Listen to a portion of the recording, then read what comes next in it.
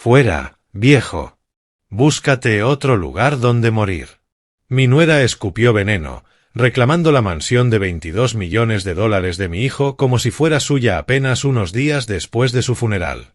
Ella pensaba que lo había ganado todo. Pero cuando el abogado sonrió con burla y le preguntó, ¿acaso leíste el testamento?, el color se borró de su rostro al instante. Antes de continuar, suscríbete al canal, dale like al vídeo y cuéntanos en los comentarios desde dónde nos estás escuchando. La puerta se abrió de golpe, chocando contra la pared con tanta fuerza que la cajita de joyas de mi difunta esposa tintineó sobre la cómoda. Me incorporé sobresaltado de la cama, donde había permanecido 3 días enteros sin cambiarme de ropa, con el corazón martillando en mi pecho como un pájaro atrapado. Zephyr apareció en el umbral, sus tacones de diseñador resonando contra el piso de madera mientras entraba a mi habitación sin siquiera pedir permiso. Su vestido negro estaba perfectamente planchado, ni una arruga que sugiriera haber pasado al menos 5 minutos de duelo por mi hijo. Abajo, las flores del funeral ya se marchitaban, pero allí estaba ella, impecable, como sacada de la portada de una revista. Wilburn, tenemos que hablar ahora mismo, dijo con frialdad. Busqué mis gafas a tientas en la mesita de noche, con las manos temblorosas. El mundo había sido una neblina desde el martes, cuando bajaron a Teron a la tierra. Todo me resultaba distante, apagado, como si estuviera bajo el agua, viendo la vida ocurrir desde arriba. Ella empezó a recorrer la habitación de un lado al otro, el bolso pegado a su costado, cada paso cargado de propósito, depredador y calculador. Su perfume caro cortaba el aire rancio de mi duelo. Zephyr, ¿qué? No, espera, balbuceé. Ella se giró de pronto, alzando un dedo perfectamente cuidado como si fuera un arma. Escúchame. He sido paciente el tiempo suficiente. 3 días enteros te di, por respeto a tu dolor. Pero eso ya terminó. La luz de la tarde se filtraba por las ventanas y resaltaba la dureza de sus ojos. Esa no era la misma mujer que sonreía dulcemente en las reuniones de la iglesia, ni la que besaba a Teron cada mañana con afecto teatral. Era alguien completamente distinto. Me esforcé por sentarme erguido, con la espalda protestando tras días de estar postrado. Las fotos familiares decoraban la cómoda detrás de ella. Teron de bebé, su graduación, nuestra última Navidad juntos. Ella las miró con la misma expresión con la que uno observa la leche echada a perder. Búscate otro lugar donde morir, Wilburn. Nadie te necesita ya. Las palabras me golpearon como agua helada. Parpadeé, convencido de haber escuchado mal. Quizás el dolor estaba jugando con mis sentidos, haciéndome oír su voz cruel y extraña. No entiendo qué. Oh, entiendes perfectamente. Me interrumpió, reanudando su andar con movimientos secos e impacientes. Esta casa, esta vida a la que te aferras, ya no es tuya. En realidad, nunca lo fue, ¿verdad? Teron pagaba todo, la hipoteca, los servicios, tus medicinas, tu comida. Sentí el pecho oprimido. Sí, Teron había sido generoso, insistiendo en cubrir los gastos después de mi jubilación. Él lo hacía sonar como gratitud, como una forma de agradecerme por haberlo criado solo tras la muerte de su madre. Pero en boca de Zephyr sonaba a limosna robada. Era mi hijo, murmuré. Era. La palabra cortó el aire como vidrio roto. Tiempo pasado. Está muerto, y tú sigues aquí, ocupando espacio, respirando, consumiendo recursos. ¿Crees que eso es lo que él hubiera querido? ¿Que fueras una carga para su viuda? Se detuvo y me clavó una mirada helada, sus dedos tamborileando contra el bolso con una impaciencia letal. Detrás de ella, las fotografías parecían burlarse de mí. Todos esos años creyendo que éramos una familia, pensando que el amor significaba más que documentos legales y cuentas bancarias. «Tienes 2 días», susurró. Su tono bajo resultaba aún más aterrador que sus gritos anteriores. 2 días para empacar tus cosas y desaparecer. Busca un asilo, un cartón, lo que sea. Pero cuando vuelva, no estarás aquí. Metió la mano en su bolso con movimientos fríos, calculados.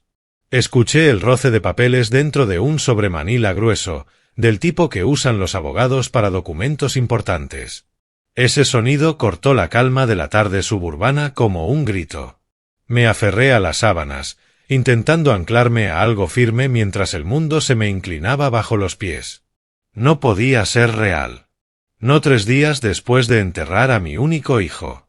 No en la misma casa donde lo había criado, donde cada tabla crujiente guardaba su risa. Pero Zephyr ya desplegaba los papeles con la eficacia de alguien que había planeado ese momento cuidadosamente. Los extendió sobre mi cama como si fueran cartas de un juego mortal. Membretes legales, sellos oficiales, firmas que no reconocía. Sin mis gafas, mi visión era borrosa, pero los números estaban claros, 22 millones de dólares. Esta casa vale 22 millones, dijo, golpeando el avalúo con una uña perfectamente pintada. ¿Puedes imaginarlo? Y eso es solo la propiedad. Faltan los negocios, las inversiones, las pólizas de seguro. Intenté enfocar, pero las cifras bailaban ante mis ojos. Theron jamás me había mencionado sumas tan astronómicas. Sí, su empresa tecnológica había prosperado, pero 22 millones por esta vieja casa? Sonaba imposible. La habíamos comprado hacía 30 años por 60,000. El barrio se gentrificó a tu alrededor, Wilburn, continuó ella, con una sonrisa venenosa. Esos jóvenes profesionales llegaron, demolieron las casas viejas y levantaron sus monumentos de vidrio. Tu pequeña cápsula del tiempo se convirtió en propiedad premium y ni siquiera lo notaste. Reunió los papeles y me los agitó frente al rostro como si fueran un abanico. Podía oler el papel caro, ver los sellos dorados.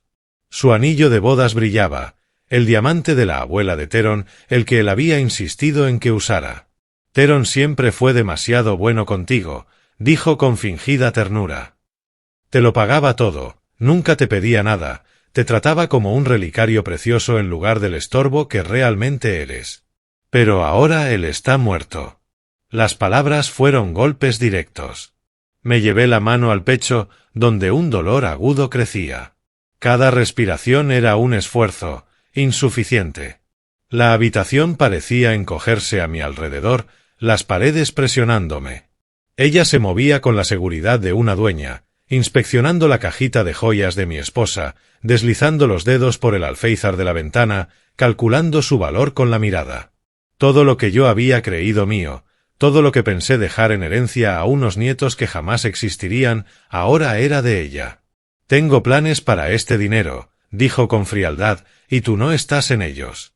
Zephyr, por favor, logré decir con un hilo de voz mientras intentaba enderezarme. Seguramente hay suficiente para los dos. No necesito mucho, solo una habitación pequeña, en algún lugar modesto. Ella rió, un sonido afilado como cristal rompiéndose. ¿Una habitación? ¿Tienes idea de lo que puedo hacer con 22 millones? Las propiedades que puedo comprar, la vida que puedo construir. Lo último que necesito es un viejo decrépito siguiéndome como un perro perdido, recordándole a todos mi breve error de haberme casado por debajo de mi potencial. La crueldad era tan pura que me dejó sin aire. Ya ni siquiera se molestaba en fingir. Se había despojado de las sonrisas dulces y las palabras melosas que usaba cuando Theron estaba vivo. Este era su verdadero rostro, revelado ahora que ya no necesitaba actuar. Pero, los abogados, seguramente existen leyes sobre abandonar a la familia, atiné a decir, casi sin voz.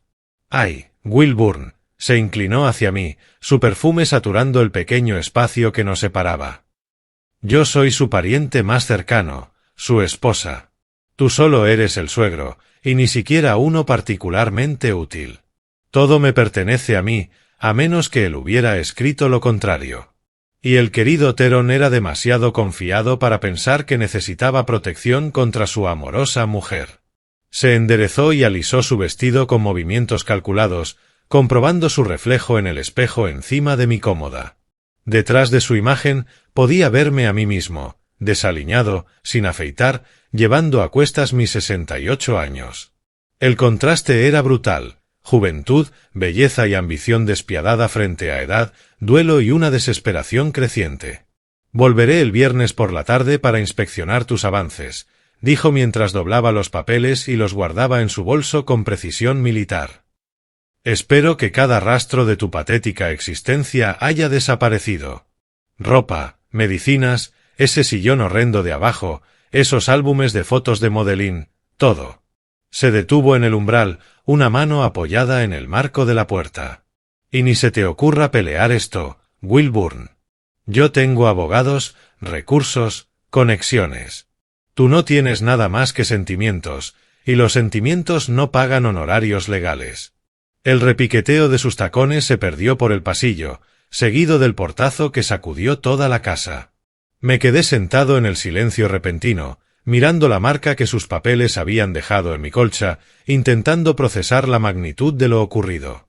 Mi hijo estaba muerto, y su esposa acababa de sentenciarme a la calle con la frialdad de alguien que discute que cenará. El silencio que quedó no era el mismo de la pena. Era distinto. El silencio del abandono, de un mundo que de pronto había dejado de sostenerme. Me senté en el borde de la cama, los ojos fijos en la puerta donde ella había estado de pie. Sus palabras seguían resonando en mi mente como disparos en una catedral vacía. 22 millones. El número giraba en mi cabeza, demasiado grande para asimilarlo.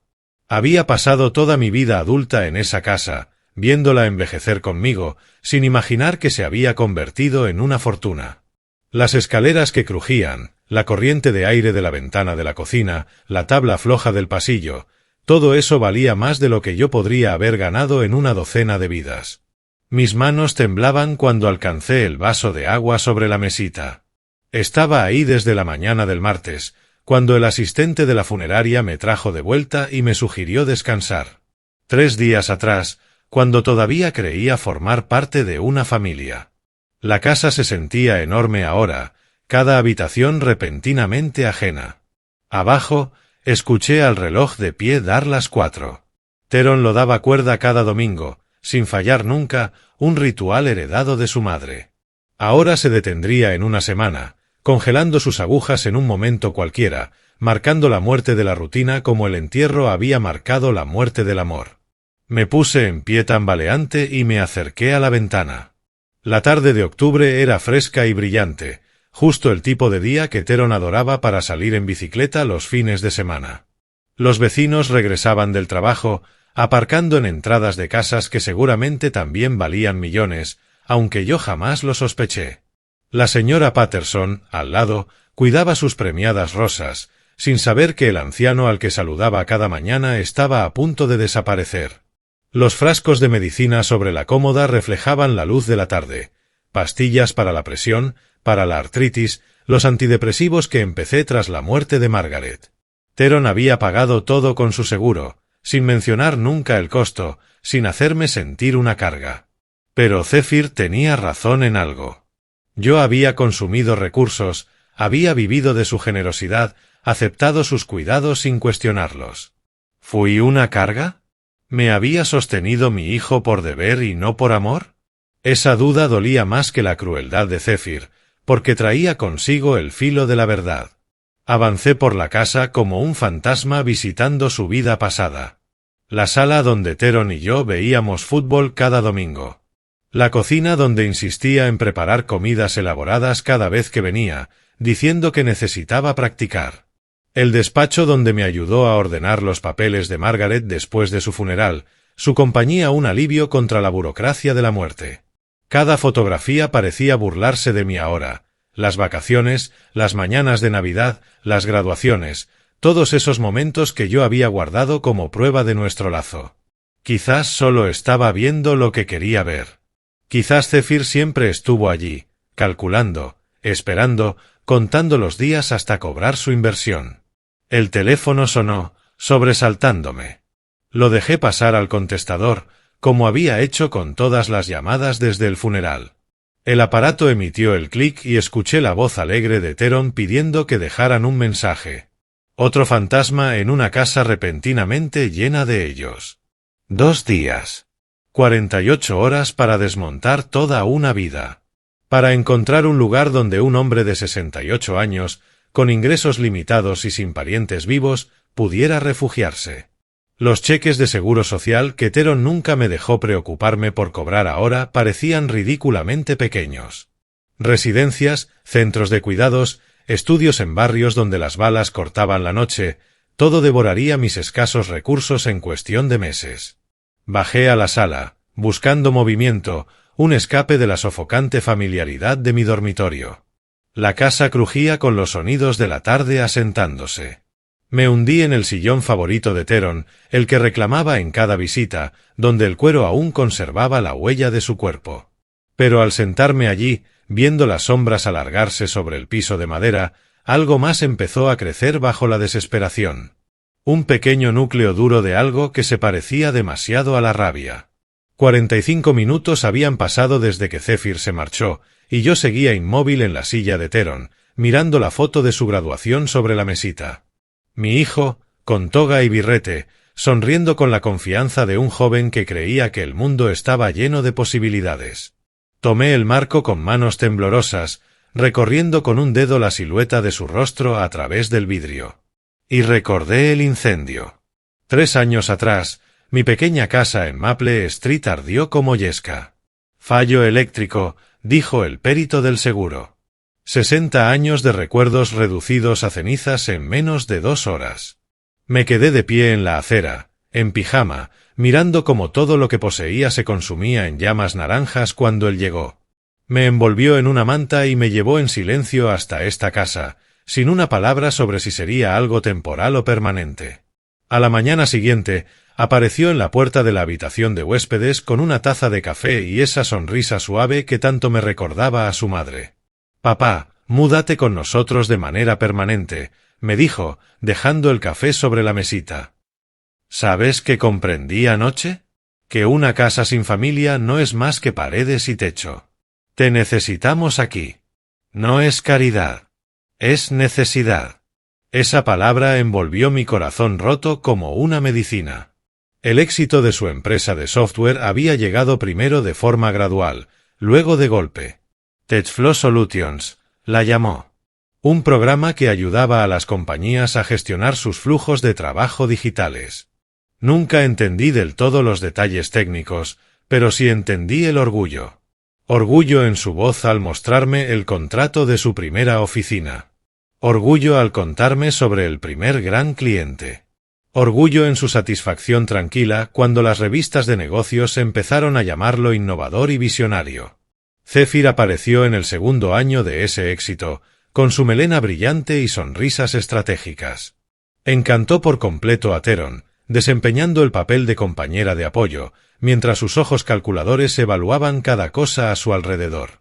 Yo alcancé a ver destellos de frialdad desde entonces, la manera en que contaba los regalos de boda, la indiferencia casual hacia los amigos de Teron que no servían para sus escaladas sociales. Pero él estaba tan feliz, tan convencido de haber encontrado a su alma gemela. Ella me inspira a ser mejor, me confesó una vez, mostrándome el anillo de compromiso que había comprado. Ve en mí un potencial que yo nunca había visto.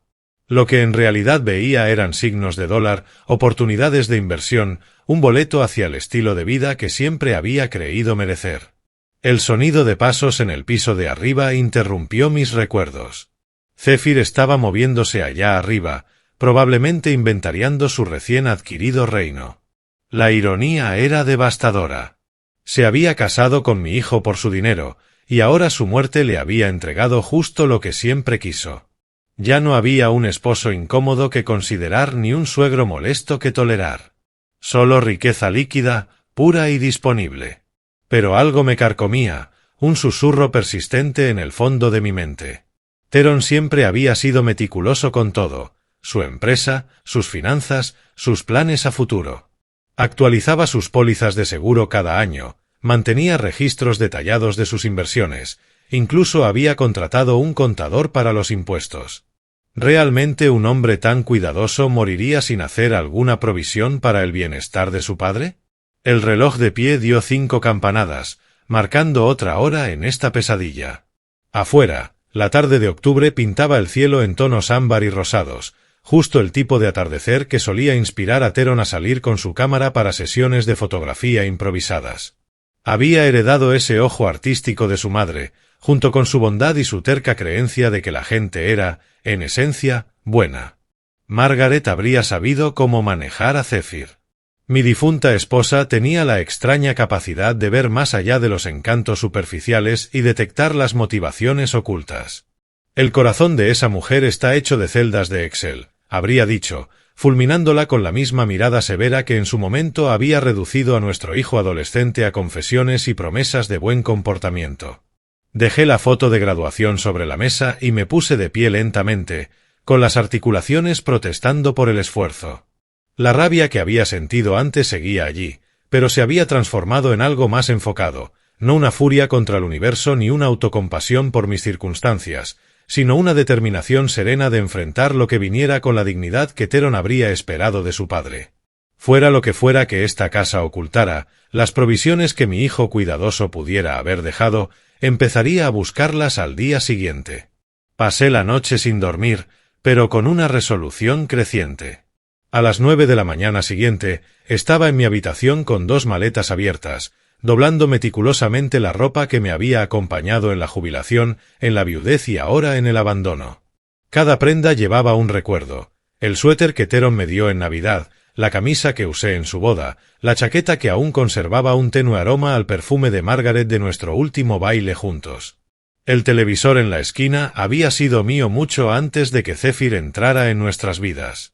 Lo compré en 2019, 6 meses antes de que Theron la conociera, específicamente para mi habitación, para poder ver las noticias de la mañana sin molestar a nadie. El recibo debía seguir en mi archivador de abajo, junto con la garantía y las instrucciones que nunca había tirado. Desenchufé el televisor y lo acomodé con esfuerzo sobre la cómoda, preparándome para llevarlo al coche. Era más pesado de lo que recordaba, y mis brazos de 78 años ya no eran los de antes. Pero era mío, comprado con mi propio dinero de la Seguridad Social, y si me iban a expulsar de esta casa, me llevaría lo que me pertenecía. «Detente. No puedes llevarte los muebles». La voz de Zephyr restalló como un látigo desde la puerta. Entró en mi habitación con el mismo vestido de diseñador del día anterior, el cabello algo revuelto, como si hubiera dormido con la ropa puesta. Bien. Esperaba que hubiera pasado la misma incomodidad que yo. «No es un mueble», dije en voz baja, sin girarme. «Es mi televisor. Todo en esta casa me pertenece ahora. Ponlo de nuevo en su lugar». Entonces me giré hacia ella, el televisor aún en mis brazos, y por primera vez desde que comenzó esta pesadilla me sentí firme, centrado. El temblor de mis manos había desaparecido, reemplazado por algo que se parecía mucho a la fuerza. «Compré este televisor el 15 de septiembre de 2019, dije, con voz clara y serena. 6 meses antes de que te casaras con mi hijo. El recibo está en mi archivador de abajo, junto con la garantía que llené con mi propia letra». Sus ojos titilaron con incertidumbre. Estaba acostumbrada a aplastarme con mi duelo y confusión. Pero esto era distinto. Aquí había hechos y documentación, cosas que podían verificarse. «No puedes probarlo», escupió. «Puedo probarlo fácilmente». Dejé el televisor con cuidado y la miré directo a los ojos. «¿Quieres que traiga el comprobante? ¿O preferirías que llamemos a la tienda y pidamos una copia de la transacción? Aún conservo el extracto de la tarjeta de crédito con mi nombre, fechado semanas antes de que tú siquiera pisaras esta casa». Por un momento no dijo nada. Pude ver los cálculos detrás de sus ojos, el riesgo contra la ganancia de desafiarme en algo que podía probarse sin lugar a dudas. Su confianza estaba construida sobre la intimidación y mi supuesta impotencia, no sobre bases legales. «Está bien», cedió finalmente, con un chasquido de rabia. «Llévate tu televisor anticuado, pero todo lo demás se queda. Todo lo demás que me pertenezca, sí». Tomé de nuevo el televisor, con la espalda protestando, pero con mi determinación intacta. «Pero me llevaré mis pertenencias personales, mi ropa, mis medicinas y cualquier otra cosa que pueda documentar que es mía. Si quieres disputar algún objeto en particular, Podemos discutir las pruebas de propiedad. Ella se hizo a un lado mientras yo cargaba el televisor, rumbo a las escaleras. Aquella pequeña victoria se sentía enorme, no por el televisor en sí, sino porque, por primera vez en 3 días, me había plantado y había ganado. El temblor en mi voz había desaparecido, reemplazado por el tono firme de un hombre que recordaba lo que era la dignidad. Al mediodía, mi coche estaba cargado con todo lo que podía reclamar legítimamente. Ropa, medicinas, algunas fotografías, un par de libros, mi caja de herramientas del sótano y, sí, el televisor por el que había luchado. Zephyr observaba desde la ventana cada uno de mis viajes, su rostro convertido en una máscara de furia contenida. Dejé atrás todo lo que pertenecía a la casa, los muebles que Theron había escogido, los platos con los que compartimos comidas, las herramientas con las que él había plantado las rosas que tanto amaba su madre. Pero me llevé mi dignidad, y eso ya se sentía como una victoria. El motor arrancó al primer intento y salí del camino de entrada sin mirar atrás. Con el coche cargado, conduje hasta el lugar más barato que pude encontrar, el Midwest Inn, un motel cansado que se aferraba a la orilla de la enero del 90 como un vestigio de una época más optimista. $28 la noche por una habitación que olía a desinfectante industrial y a décadas de decepciones ajenas. Pero estaba limpia, la cerradura funcionaba y el recepcionista no hizo preguntas cuando pagué en efectivo por 3 noches. Me senté en el borde de la cama, mirando el parpadeo del neón afuera de mi ventana. Vacancy, en letras rosas, con la V titilando como un corazón nervioso. El murmullo incesante del tráfico de la autopista cargaba a desconocidos hacia destinos que yo no podía imaginar. Esa misma mañana había sido Wilbur Nayes, residente temporal de una mansión de $22 millones. Esa noche no era más que otro viejo en un motel de carretera, preguntándose cómo su vida se había reducido a caber en 2 maletas. El teléfono sonó a las 6:30. El sonido retumbó en el espacio reducido. Número desconocido, con código local. Probablemente una estafa o un cobrador que ya había rastreado mi paradero. Pero algo me hizo contestar. ¿Es usted Wilbur Nayes? La voz era profesional, medida, sin la falsa cordialidad de un telemercader ni la agresividad de un cobrador. Sí, soy Wilburn. Señor Hayes, mi nombre es Urban Caldwell. Soy abogado aquí en Chicago y representaba a su hijo Theron. Necesito reunirme con usted mañana por la mañana en relación con su patrimonio. Por poco dejé caer el teléfono. Un abogado de herencias. Theron nunca me había mencionado que tuviera uno, más allá del asesor legal de su empresa. Lo siento, señor Caldwell, pero creo que debe haber un error. La viuda de mi hijo ya me informó que todo le corresponde a ella como esposa. No hay necesidad de abogados ni reuniones sobre la herencia. Hubo una pausa. Luego, lo que sonó como una risa contenida. Señor Hayes, debo informarle que su hijo elaboró un testamento completo con nuestra firma en marzo de este año. Mañana a las 10 de la mañana leeré ese documento. Su presencia es obligatoria. La habitación pareció inclinarse a mi alrededor. Un testamento. Theron había hecho un testamento a los 42 años, en pleno auge de su vida, sin advertencia alguna del ataque al corazón que lo mataría 7 meses después. ¿Pero por qué? Quiero decir, era tan joven, tan saludable. Su hijo era un hombre prudente, señor Hayes. Sabía que los empresarios exitosos tienen responsabilidades que van más allá de su propia vida. ¿Podrá estar mañana en mi oficina a las 10? Estoy en el centro, 435 West Monroe, Suite 1204. Tomé el bloc de notas del motel y apunté la dirección con un bolígrafo que apenas funcionaba. Señor Caldwell, ¿qué dice el testamento? Mañana lo sabrá, señor Hayes. Todo se explicará mañana. Y, señor Hayes, su voz adoptó un tono más cálido. Creo que encontrará la reunión muy reveladora. La línea se cortó. Me quedé mirando el teléfono largo rato y luego la dirección escrita con mi letra temblorosa.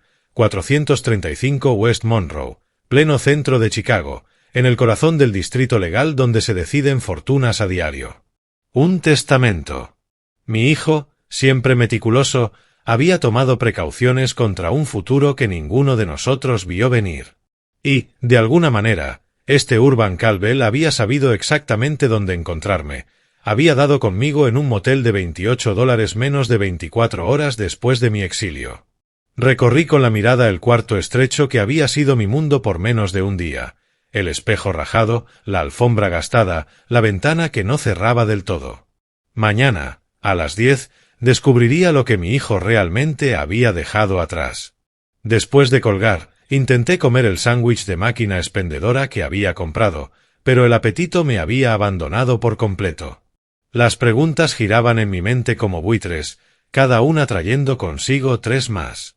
Me tendí en la cama angosta, mirando el techo manchado de humedad, mientras la unidad de aire acondicionado resoplaba y vibraba en su lucha contra la humedad de octubre. ¿Por qué un hombre sano de 42 años habría hecho un testamento?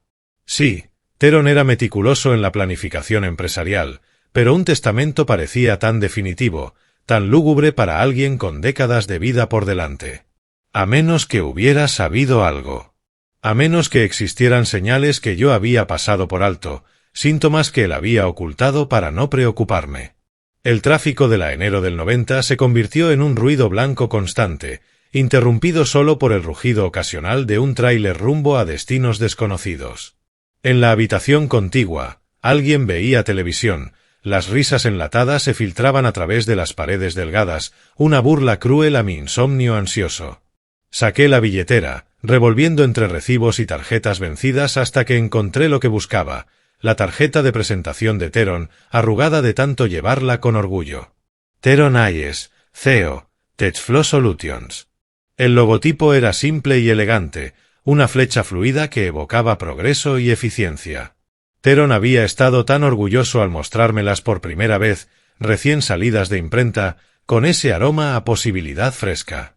«Mira esto, papá», me dijo entonces, pasando el pulgar sobre las letras en relieve. Mi nombre, mi empresa. ¿Puedes creerlo? Yo sí podía creerlo. Theron siempre había tenido una habilidad casi sobrenatural para ver 3 pasos más allá que todos los demás. En la secundaria, había montado su propio servicio de reparación de computadoras 2 años antes de que alguien más lo pensara.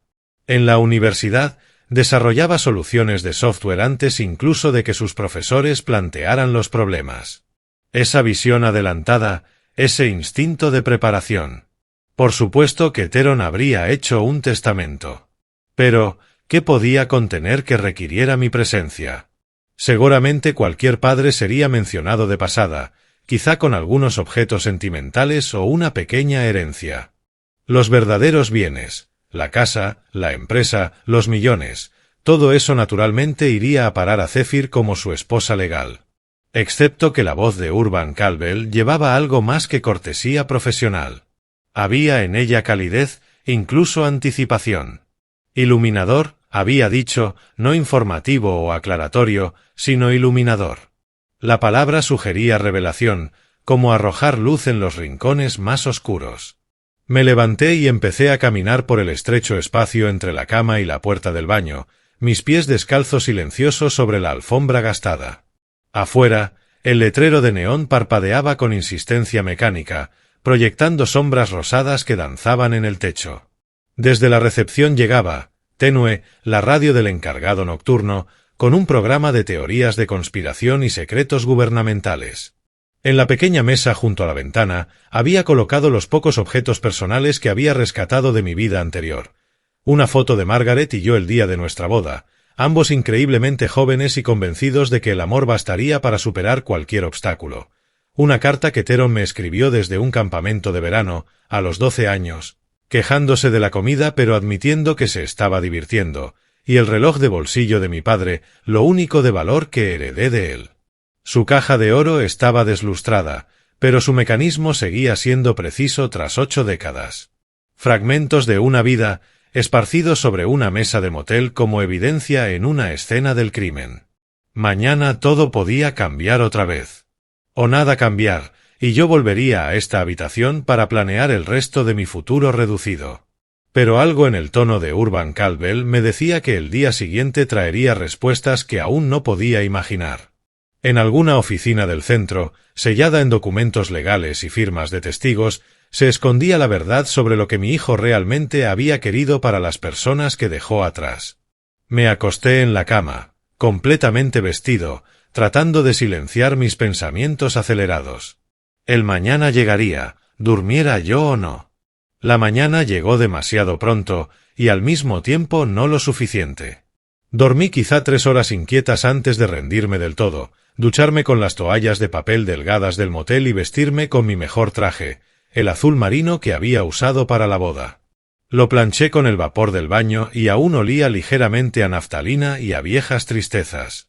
El trayecto hasta el centro de Chicago me tomó 45 minutos en un tráfico matutino que fluía como sangre coagulada por las arterias de la ciudad. Había salido con 1 hora de sobra, paranoico ante la idea de llegar tarde a lo que podía ser la reunión más importante de mis años restantes. El Midwest ya me parecía parte de otra vida cuando estacioné en el garaje subterráneo del 435 West Monroe. El edificio se alzaba 30 pisos sobre la calle, todo cristal y acero alcanzando un cielo gris de octubre. En el vestíbulo, los pisos de mármol reflejaban el ir y venir apresurado de abogados y ejecutivos, sus zapatos caros marcando el ritmo de los negocios importantes. Me sentí diminuto en esa catedral del comercio, mi traje gastado revelándome tanto como una etiqueta de precio. El ascensor subió con eficiencia silenciosa, los números ascendiendo hacia mi cita con el destino. Piso 12, 20, 23.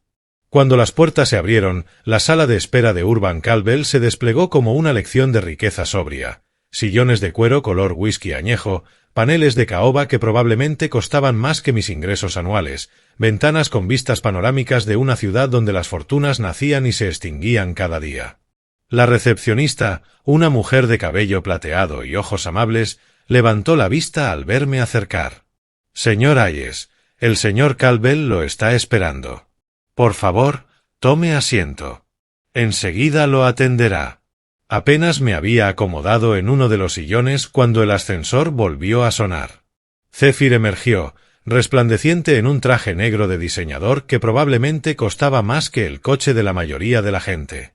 Su cabello perfecto, su maquillaje impecable, su expresión irradiando la satisfacción confiada de alguien que asiste a su propia coronación. Me miró con leve sorpresa y luego con desprecio. «Wilburn, ¿qué haces aquí?» «Fui invitado», respondí simplemente, con una voz más firme de lo que esperaba. «¿Invitado?», rió, con un sonido tan afilado como cristal rompiéndose. «Esto es un procedimiento legal sobre la herencia de Teron. Tú no tienes ninguna legitimidad en esto. Señora Hayes. Señor Hayes». La voz de la recepcionista cortó su objeción. «El señor Caldwell los recibirá ahora». Urban Caldwell apareció en el marco de la puerta de su oficina, alto, distinguido, con un traje gris carbón que parecía haber nacido con él. Su cabello plateado, perfectamente peinado. Su apretón de manos fue firme sin ser agresivo, su sonrisa profesional pero con un matiz de complicidad. «Buenos días, señor Hayes». Me estrechó la mano primero, con un calor tranquilizador. «Gracias por venir». Luego se volvió hacia Zephyr, su trato sutilmente más frío. «Señora Hayes, pasen los dos, por favor». Su oficina ocupaba una esquina del edificio, con ventanales en 2 paredes que ofrecían una vista imponente del centro de Chicago. Los muebles eran de caoba antigua, de esos que probablemente habían presenciado un siglo de batallas legales y dramas familiares. Filas de libros de derecho cubrían las paredes de suelo a techo, sus lomos de cuero formando un mosaico de conocimiento acumulado. «Siéntense, por favor». Urban indicó 2 sillas frente a su enorme escritorio. Tomé la de la izquierda. Zephyr reclamó la de la derecha con el aire de quien está acostumbrada a ocupar lugares de privilegio. Urban se acomodó tras su escritorio y abrió una carpeta gruesa, su contenido oculto a nuestra vista. El silencio se estiró, tenso como una cuerda de violín, roto solo por el zumbido distante del tráfico 23 pisos más abajo. Finalmente, fue la impaciencia de Zephyr la que rompió la calma. ¿Podemos comenzar ya? Tengo citas esta tarde. La sonrisa de Urban fue enigmática, incluso ligeramente divertida. Por supuesto, señora Hayes. Aunque sospecho que quizá querrá liberar su agenda para el resto del día. Se reclinó en su silla de cuero, juntando los dedos como un juez que evalúa un caso complejo. La carpeta permanecía abierta sobre su escritorio, mostrando los bordes de varios documentos sellados con cintas y timbres oficiales, aunque colocados de tal manera que ninguno de nosotros podía leerlos. Antes de comenzar con la lectura formal, dijo, con la cadencia medida de alguien acostumbrado a controlar conversaciones importantes, necesito hacerles una pregunta a ambos. Señora Hayes, ¿sabía usted que su esposo había redactado un testamento? Zephyr se removió en su asiento, cruzando una pierna sobre la otra con precisión cortante. Por supuesto que no. Theron tenía 42 años y gozaba de perfecta salud. ¿Por qué haría un testamento? Además, no importa lo que diga un pedazo de papel. Soy su viuda. Todo automáticamente me corresponde a mí según la ley de herencia de Illinois. Las cejas de Urban se alzaron apenas, y percibí la insinuación de una sonrisa en las comisuras de su boca. «Ah, ¿sí? ¿Y usted, señor Hayes, sabía de la existencia del testamento de su hijo?» «No, hasta que me llamó ayer», admití, aún sin comprender del todo por qué estaba allí. «No sé nada de asuntos legales». Supongo que Zephyr tenía razón sobre las leyes de herencia. «Suposiciones», repitió Urban, saboreando la palabra como un catador de vino degusta una cosecha exquisita. «Las suposiciones pueden ser peligrosas en derecho sucesorio». Dirigió la mirada a Zephyr. «Señora Hayes, parece usted muy segura de su posición legal. Dígame, ¿ha consultado realmente con un abogado sobre los estatutos de herencia en Illinois?» La compostura perfecta de Zephyr titubeó un instante, casi imperceptible. «No necesito un abogado para saber que una esposa hereda la fortuna de su marido. Eso es sentido común». «Sentido común», repitió Urban con la misma precisión con la que había pronunciado suposiciones. Extrajo una hoja del expediente y la sostuvo inclinada, lo suficiente para que viéramos que contenía denso lenguaje legal, aunque sin permitirnos leer las palabras exactas. Su esposo fue, en efecto, un hombre muy prudente, señora Hayes. Acudió a mí en marzo de este año, 7 meses antes de su muerte, con preocupaciones muy específicas sobre cómo debía manejarse su patrimonio. La temperatura en la sala pareció descender de golpe. El pie de Zephyr dejó de rebotar, y sus dedos perfectamente cuidados se aferraron con tanta fuerza a los brazos de la silla que se le pusieron blancos los nudillos. «¿Preocupaciones específicas sobre qué?», preguntó, aunque su voz ya no sonaba tan firme como antes. La sonrisa de Urban se ensanchó. En ese instante comprendí que no era solo un abogado, era un estratega que disfrutaba de su oficio. Sobre asegurarse de que sus bienes fueran distribuidos conforme a su voluntad, no conforme a lo que otros asumieran que era su voluntad. Sobre proteger a las personas a quienes realmente amaba de quienes pudieran ver su muerte como una oportunidad de negocio. Sus palabras flotaron en el aire como el humo tras un disparo. El rostro de Zephyr palideció bajo el maquillaje meticulosamente aplicado, mientras yo sentía algo renacer en mi pecho, algo que no había sentido en días: esperanza. ¿Qué está insinuando exactamente? La voz de Zephyr sonaba tensa, controlada, pero debajo se adivinaba el primer temblor del miedo auténtico. Urban devolvió el documento a la carpeta con precisión teatral. «No insinúo nada, señora Hayes. Simplemente me dispongo a leer el testamento de su difunto esposo, que hablará por sí mismo. Aunque diré esto, Theron tenía una visión notablemente clara de la naturaleza humana». Volvió a introducir la mano en la carpeta, esta vez extrayendo un documento grueso, encuadernado en cubierta azul legal. El sello formal de su bufete brillaba en relieve en la parte inferior, y alcancé a distinguir la firma de Theron en la última página, audaz, firme, inconfundible incluso en un texto legal. «Bien, entonces», dijo Urban, su sonrisa transformándose en algo que rozaba la satisfacción. Permítanme leer la parte relevante respecto a la residencia familiar. Se ajustó las gafas y carraspeó antes de hablar. Sí, señora Hayes. La casa efectivamente se transfiere a usted como cónyuge sobreviviente. Sin embargo, hay una pequeña condición adjunta a esta disposición.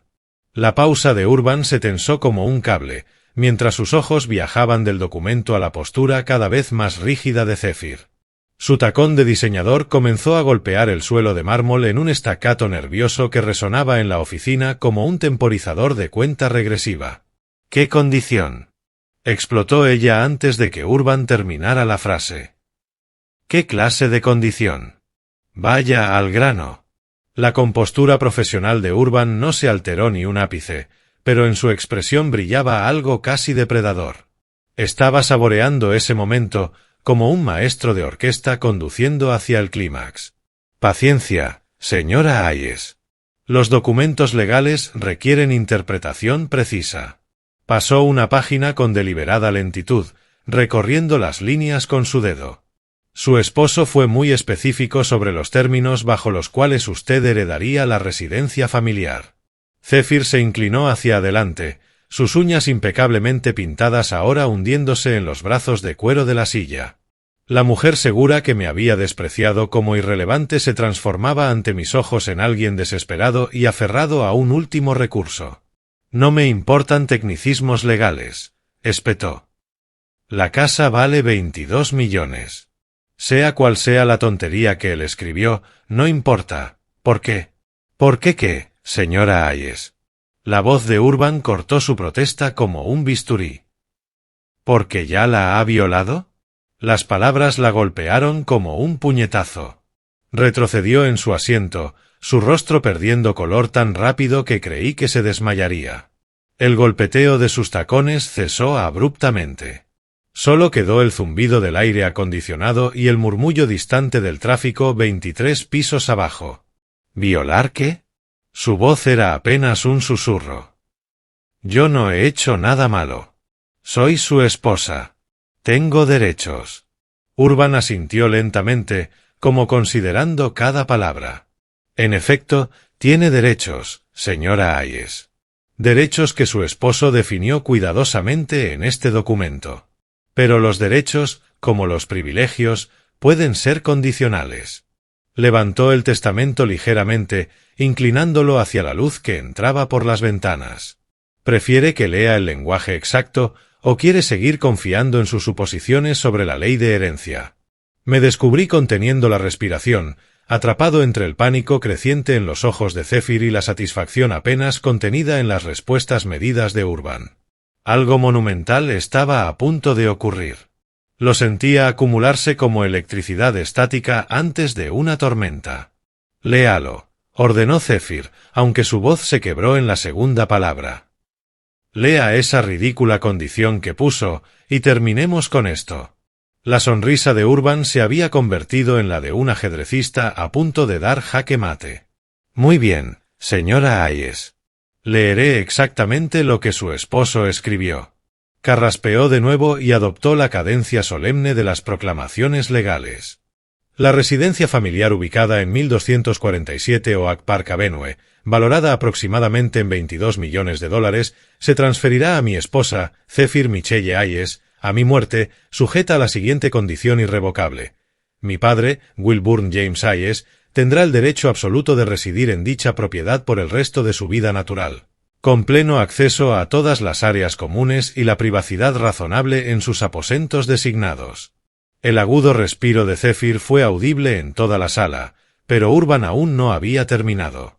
Asimismo, si esta condición fuera violada mediante desalojo, acoso o cualquier acción que obligue a mi padre a abandonar la propiedad contra su voluntad, todo el patrimonio, incluyendo, pero sin limitarse a, la residencia familiar, todos los activos de negocios, inversiones y bienes personales, se transferirá de inmediato en su totalidad a mi padre, Wilburn James Hayes, como único beneficiario. El silencio que siguió fue ensordecedor. Zephyr se puso de pie de golpe, como si la silla hubiera estallado en llamas bajo ella. El color había desaparecido por completo de su rostro, dejándola como una muñeca de porcelana con el maquillaje corrido. Abrió y cerró la boca 2 veces antes de que saliera algún sonido. —¿Qué? —susurró, con la voz estrangulada. Eso es imposible. Él no pudo, él no lo haría. —Oh, pero pudo —replicó Urban, con la satisfacción de un hombre que llevaba meses esperando para dar esa noticia. Y lo hizo. Sacó otro documento del expediente, con sellos oficiales y firmas notariadas. Su esposo fue muy minucioso, señora Hayes. Incluso tuvo la previsión de establecer un sistema de supervisión. Zephyr comenzó a pasearse detrás de su silla como un animal enjaulado, sus tacones golpeando el mármol con creciente urgencia. ¿Un sistema de supervisión? ¿De qué está hablando? Esto es una locura. Teron me amaba. Él no habría. Amaba más a su padre, respondió Urban sin rodeos. Las palabras cayeron en la sala como piedras en un lago inmóvil, creando ondas de verdad innegable. Y, al parecer, fue bastante perceptivo sobre su carácter. Yo permanecí en silencio, aturdido. Mi hijo, mi cuidadoso y reflexivo hijo, no solo había anticipado exactamente esta situación, sino que había construido una fortaleza legal para protegerme de ella. Incluso en la muerte, seguía cuidando de su viejo padre. Pero yo soy su esposa. La voz de Zephyr subió casi al grito. Tengo derechos legales. Ustedes no pueden. Usted perdió esos derechos hace 3 días, la interrumpió Urban, con un tono que llevaba el peso de la autoridad absoluta. Cuando desalojó ilegalmente al señor Hayes de su residencia legal y lo obligó a buscar refugio en un motel de carretera. Abrió otra carpeta, mostrando fotografías y documentos que desde mi asiento no podía distinguir con claridad. Su esposo previó que, si usted mostraba su verdadera naturaleza, haría exactamente lo que hizo. Contrató a una firma de investigación privada para documentar cualquier intento de acoso o desalojo. Han estado vigilando la situación desde su fallecimiento. Zephyr retrocedió tambaleante, apoyando la mano en la silla para no caer. Han estado espiándome. Eso es acoso. Vigilancia ilegal. Es proteger a un anciano vulnerable del abuso, corrigió Urban con firmeza. Y es completamente legal cuando lo autoriza el propietario de la propiedad, que, desde hace 3 días, al violar usted las condiciones del testamento, es el señor Hayes. La magnitud de lo que acababa de ocurrir empezó a caer sobre mí. No solo no estaba sin hogar, no solo podía regresar a la casa que creí perdida para siempre, sino que, según este testamento, ahora yo era dueño de todo, la mansión de 22 millones, la empresa de Teron, todas sus inversiones. Él nunca me falló, susurré, más para mí que para los demás. Incluso después de muerto, nunca me falló. La expresión de Urban se suavizó al mirarme.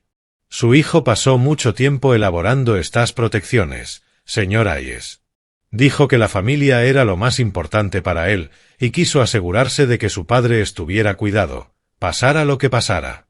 Zephyr cayó de nuevo en la silla, su peinado perfecto empezando a deshacerse, su fachada de compostura derrumbándose como un castillo de naipes en medio de un vendaval.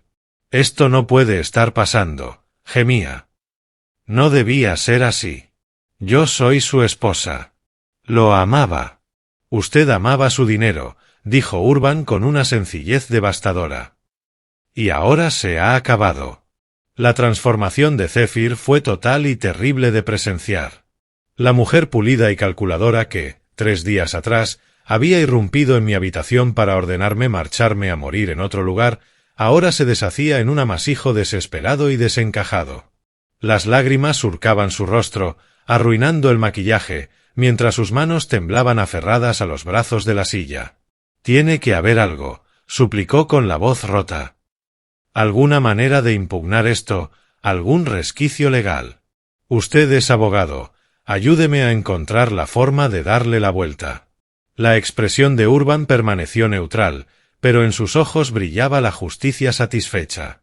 «Señora Hayes», su esposo consultó con 3 bufetes diferentes antes de redactar este documento. «Es absolutamente inquebrantable. No hay resquicios, No hay fundamentos para impugnarlo, y desde luego ningún tribunal revertiría sus deseos explícitos.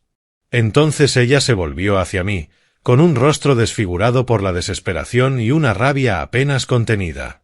Wilburn, por favor. No puedes querer todo esto.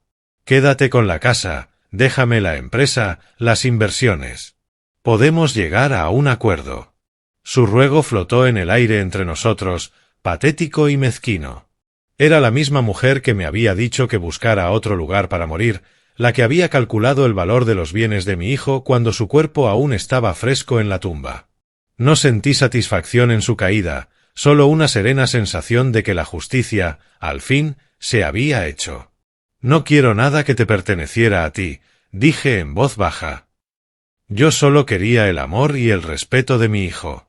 Y, al parecer, los tuve. Urban reunió los documentos sobre su escritorio con la eficacia de quien ha repetido el gesto miles de veces. Señor Hayes, mañana necesitaré que regrese para tramitar los documentos de transferencia. Hay varios asuntos empresariales que requerirán su atención inmediata, incluida la transición de gestión de Techflow Solutions. El peso de todo aquello caía sobre mí como una manta pesada. Yo, que había pasado 3 días preguntándome si podría pagar otra noche en un motel de carretera, ahora era, de pronto, uno de los hombres más ricos de Chicago. Zephyr se levantó de golpe, arrastrando la silla sobre el mármol. Esto no ha terminado, dijo, pero su voz carecía de convicción. Encontraré una manera de impugnarlo. Contrataré a los mejores abogados del país. Yo. Usted no hará nada, replicó Urban con tranquila firmeza. Porque no tiene bases, ni dinero para pagar a esos abogados, ni legitimidad legal alguna. A partir de este momento, señora Hayes, usted posee exactamente lo que trajo al matrimonio, que según el acuerdo prenupcial que también firmó con su esposo, se reduce a su ropa personal y sus joyas. El prenupcial. Por supuesto. Mi meticuloso hijo había pensado en todo, protegiéndose a sí mismo y a su padre desde todos los ángulos posibles. Incluso su amor había sido cuidadoso y estratégico. El rostro de Zephyr se derrumbó por completo.